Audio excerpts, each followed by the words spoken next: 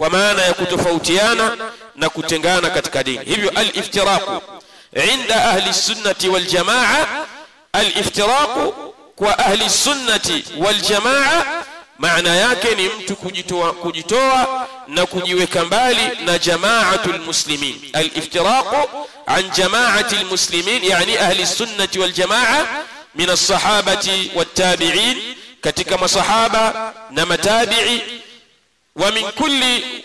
wa man kana ala manhajihim, na yule ambaye atakayekuwa katika manhaji yao, wa hadihim, na muongozo wao. Kwa hivyo al-iftiraqu an jama'ati al-muslimin, tunaposema mtu huyu ametengana na jamaa ya waislamu, ni yule ambaye amejiweka mbali na jamaatu sahaba, na kundi la masahaba, amejiweka mbali na masahaba wa tabi'in, na amejiweka mbali na matabi'i, wa man kana ala manhajihim, na wale ambao watakaokuwa katika manhaji yao, manhaju sahaba wa tabi'in, wa hadihim, na wale ambao watakaokuwa katika mwongozo wao. Faman khalafa sabilahum, hivyo yule yote ambaye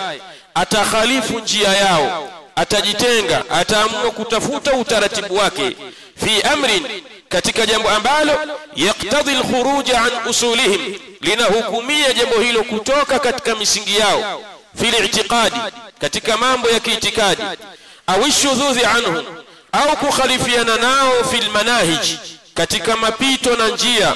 au al-khuruj ala a'immatihim, au kutoka dhidi ya viongozi wao, au istihlali as-sayfi fihim, au kuhalalisha upanga kwa wao, fahuwa mufariqun, mtu huyo anaitwa mufariqun, ni mtu ambaye amejitoa na amejitenga katika jamaa ya waislamu. Kwa hivyo kila yule ambaye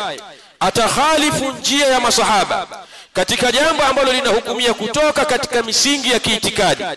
na jambo ambalo linahukumia kukhalifu njia yao masahaba na ahlus sunnati wal jamaa,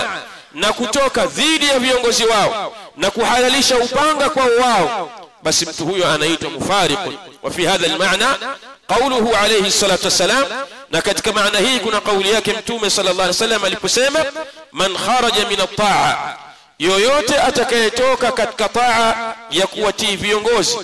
Man kharaja min at-ta'a, yoyote atakayetoka katika taa ya kuwatii viongozi, wa faraqa al-jamaa, na akajitenga na jamaa,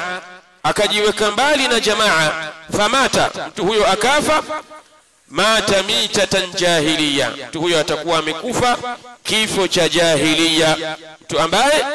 atakayetoka katika taa ya kiongozi, akatoka katika taatu ulati al-umur, akajitoa